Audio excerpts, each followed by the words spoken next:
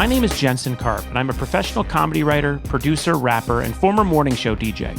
But above all else, I'm a sports fan. And I'm going to be honest with you for a second.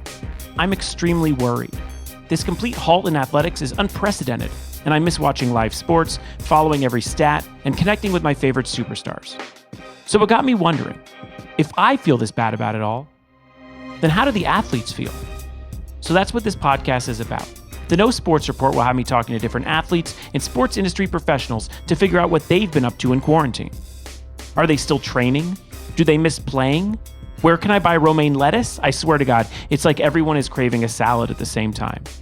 Oh, and we're donating 10% of proceeds from the show to Feeding America, who works with our most vulnerable populations to make sure they have safe access to food and essential resources right now.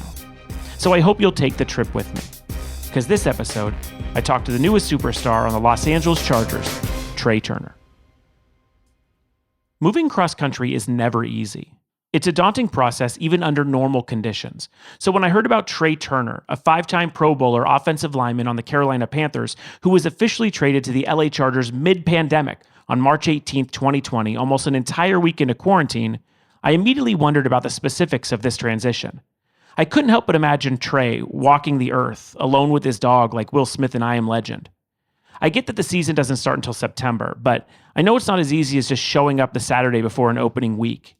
His entire life was upended, and now everything he'll need to situate and get comfortable is virtually impossible to find. Good luck getting an IKEA shelf until summer. But for his entire career, Turner has somehow found a way to make it work. A third-round draft pick out of LSU for the Panthers in 2014, he found himself starting immediately, and through 618 snaps that rookie season, he did not allow a single sack. And in his second season, he found himself playing in Super Bowl 50, a game the Panthers would lose to the Broncos, but it did put Turner alone on the cover of Sports Illustrated, an absolute rarity for his usually faceless position. He continued his dominance on the line, signing a 4-year, $45 million contract extension in 2017, but as I've already spoiled for you, in a shocker to most of the somewhat hibernating NFL, he was traded unceremoniously to an aggressively retooling Charger squad. And so I caught up with Trai, wondering what happens next for him. How does one get accustomed to a new city when that entire city and country is basically shut down? Well, by playing Luigi's Mansion 3, that's how. Here's my discussion with Trai Turner on the No Sports Report.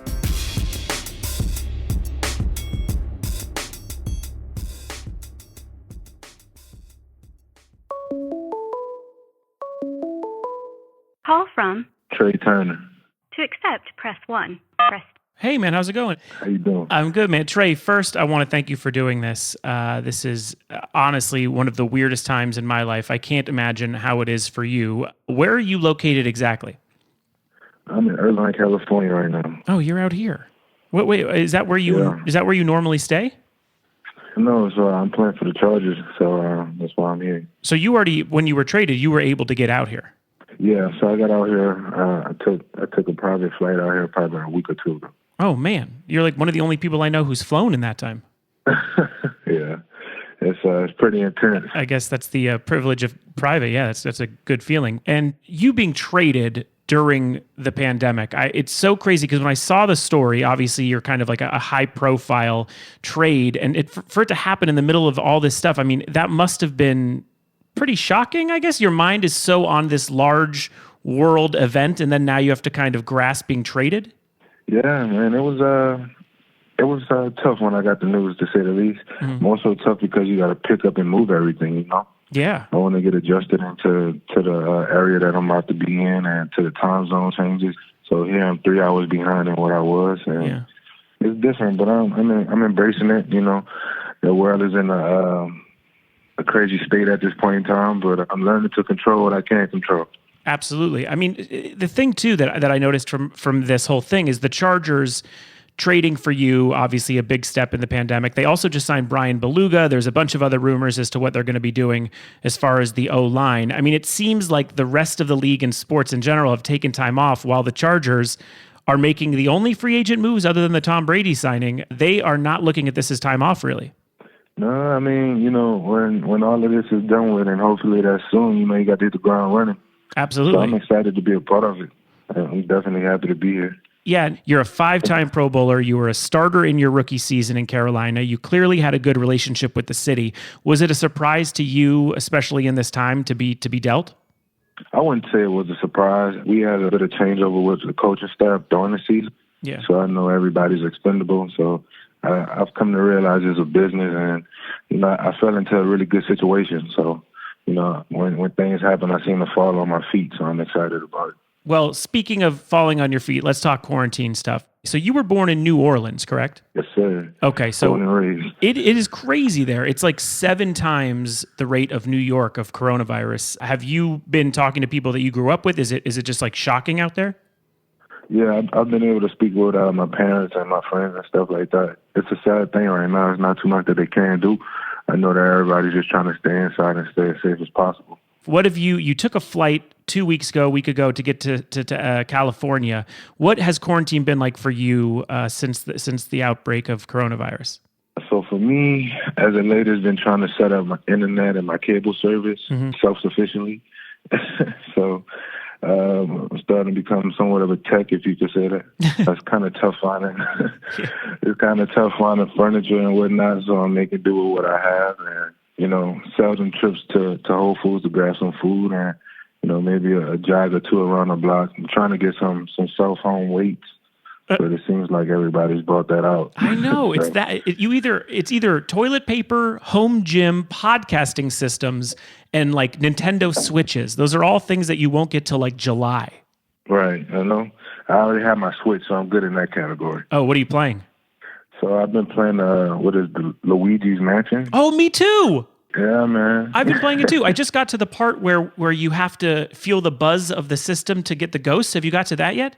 No, I'm not that good at it, so it's a work in progress. You're going to hate it. It's the worst part of the whole game. Everything else is so fun, and then you get to this part where you have to guess where the ghosts are, and you have to pick up things and throw furniture to make them show up. It's terrible. I can only imagine. I played the other Mario game. It was pretty tough. I beat it. I can't think of the name of it, but if it's anything like that, I got my work cut out for me. Yeah, you do. Super Mario Maker may have been the one you wanted. I'm a little too nerdy for you, Trey. I might know too much about video games. So do you have I want to say the Mario and Sonic Olympic, the 2020 Olympics? I didn't get it. Is it good? Did you get it? Yeah, that's a good one too. I got to get that. See, is this what you've been doing? I mean, tell me, a quarantine, like, is it difficult for you to find things to do during the day? I mean, so much of your day since, high school has been football minded and working out and training and conditioning. I mean, it kind of gets thrown out the window a bit, especially with you trying to basically furnish an entire new place at the same time. It seems like my days are a little longer here than what I'm used to. So I'm usually up about 8 o'clock and I probably lay down about 11. Try to find whatever I can do in the between time. Like I said, I've been trying to become a technician. Still haven't been successful at that with getting my internet up. That's why my service is so bad.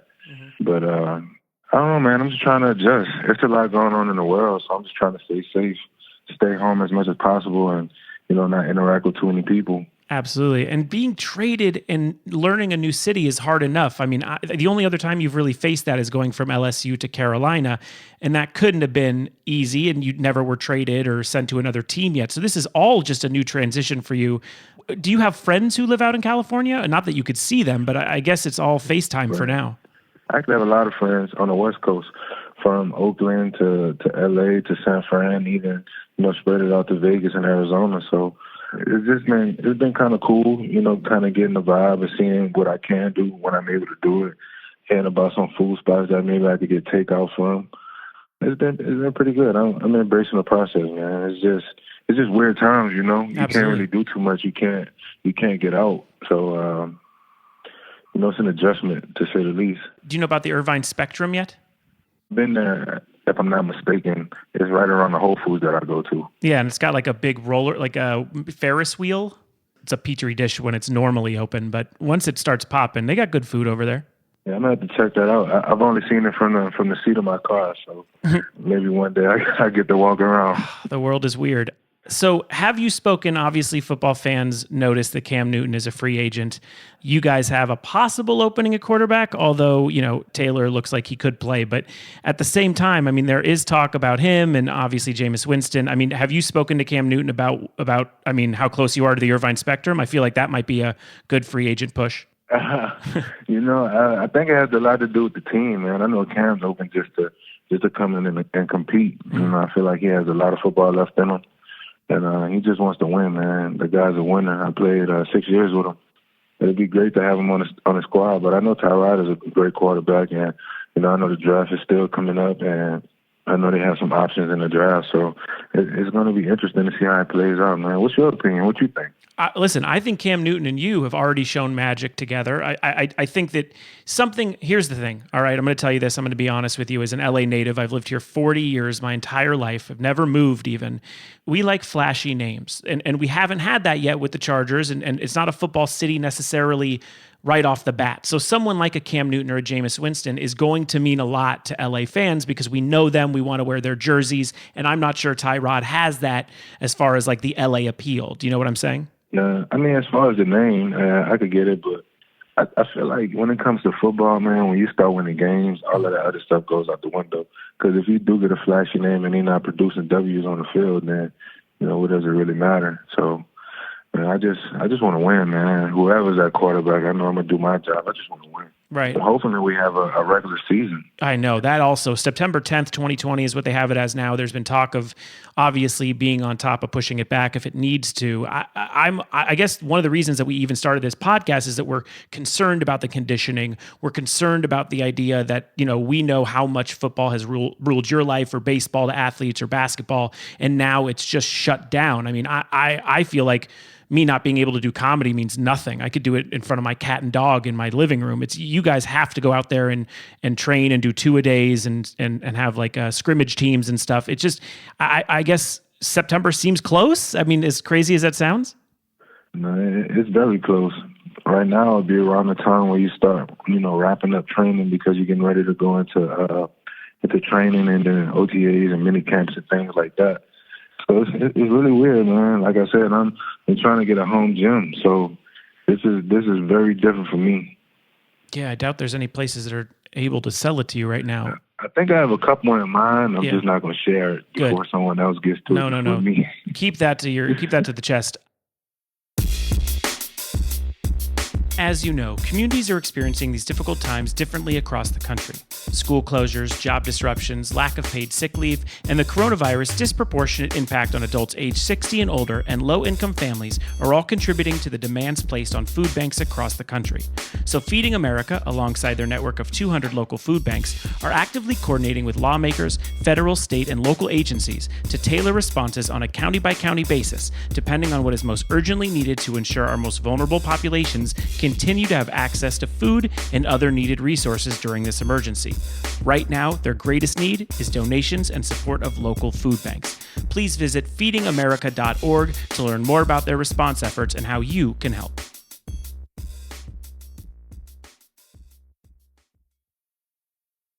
I did notice on your social media, and I'm not trying to push you towards a career in case September gets pushed back even further, but you were tattooing people?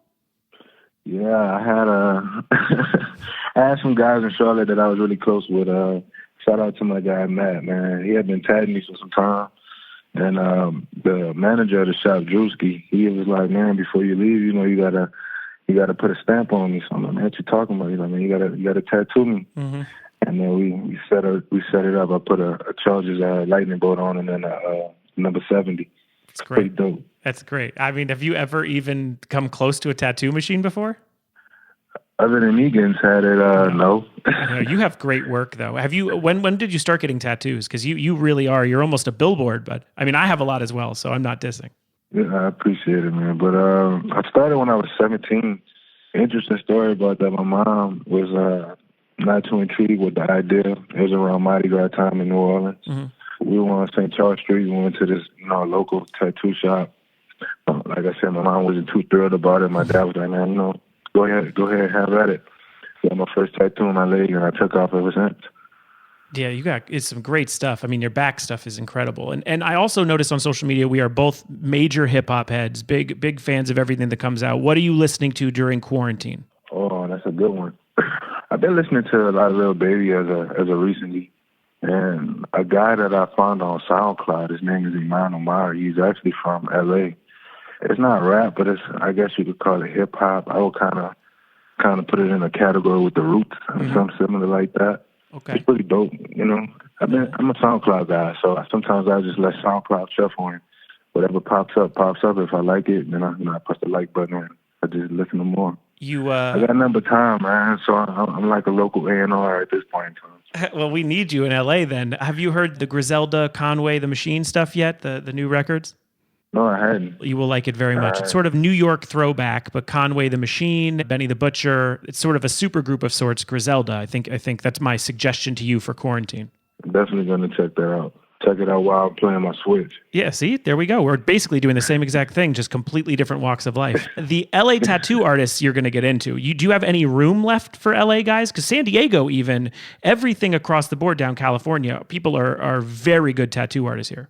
Yeah, I have some more room. I've checked out a guy named Rebel Colors. You familiar with him? No, I don't know him. I'll have to follow him on Instagram. Yeah, his name is Rebel Colors. He's in LA. I had an appointment with him, but of course the quarantine thing pushed everything back. I was supposed to be there at the end of May, but I don't think that's gonna pan out. Rebel Colors. I'm already into this. Yeah, I have. I'm a big Dr. Wu fan. Do you know Wu? Yeah, I've heard the name. I've seen some work too. Got a bunch of those. And Louis Perez out here in LA. I will 100% shoot you over some good LA dudes. I appreciate that. I'd love to get some work. So I have a couple, basically suggestions, things that I think you could do while quarantine is happening. These are things in California as you learn how to give yourself internet and you learn how to probably put together a television and home gym. These are other things that I think you could get into. Here's just three possibilities. One, I think it's time for you, especially in the new place, to rearrange the shoe collection. I saw on your Instagram you have the Off-Whites, you have the Union Jordans, you have some incredible shoes. What are you doing to store them? I put them in I don't know the name for them, but they come from the Container Store, the clear boxes. Same as me. We are very similar. Yeah, man. Aren't those things great? They stack on top of each other? Yeah, but see, let me ask you if you had this problem. Yeah. When you remove them, it's kind of like I don't want to say dirt spot, but it's like a dark spot that they leave on the walls. Are you experiencing that? Well, now you have me fearful of it, but I've never taken them back from the wall yet. I have not been traded to the Chargers, so I have not had to move it. You have, man, so I guess now I will. I have run into one issue. When I pull down the lid sometimes, on one of them, the lid just popped off, and I was like, oh, now I got to buy a new one. Yeah. And my wife picked up the two Melody Ashan, you know, the female ones, the ones with the clocks, the Jordans with the clocks, and she also got the cherries this week, so I think she's going to need the boxes more than I need them. Man, we giving all these plugs, man. We need to get some sponsorships. Man, I listen, you're the closest to sponsorship to me. I basically, it's either Olive Garden or nothing for me. Olive Garden sends me a $100 gift card once a year. I'm thankful for it, but I don't know how I'm going to show that off in my shoe collection. Man, I don't even get that, man. You're off to a better start than me. Thank you. The second one I want to suggest you as a tattoo artist yourself, I think maybe some Bob Ross on YouTube. Oh, yeah? The painter? Yeah, into painting. I mean, that seems like it would be relaxing for a guy who has to tackle dudes. And I mean, Bob Ross gets you kind of in the mood for quarantine a little. Me and his head looks the same right now, so I could get into that. That's cool. I know. What are we going to do about haircuts? What is going on? Yeah, it's crazy times, man. I've never experienced anything like this.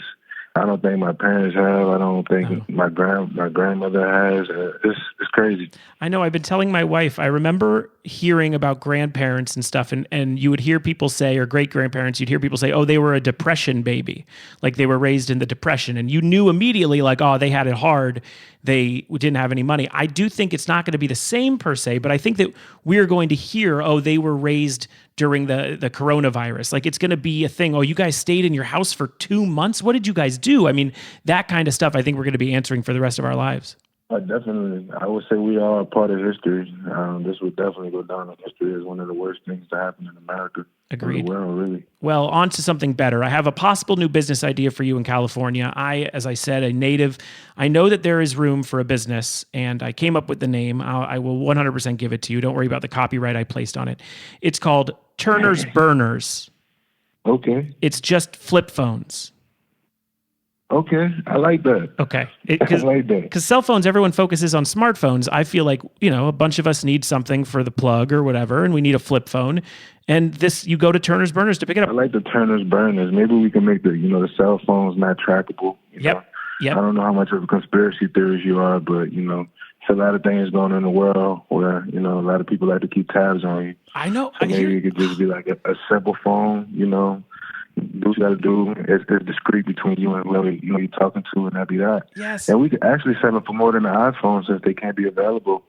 You know, everybody has all this technology, and we dumb it down and sell it for more. Man, you are a We businessman. shouldn't be talking about this on air, man. I know. I feel like we're already being tapped. As a conspiracy theory guy, now going into some time alone in quarantine, waiting for the season to start, I am nervous about the websites about chemtrails and Avril Lavigne's true identity, all those things that you're going to hop into.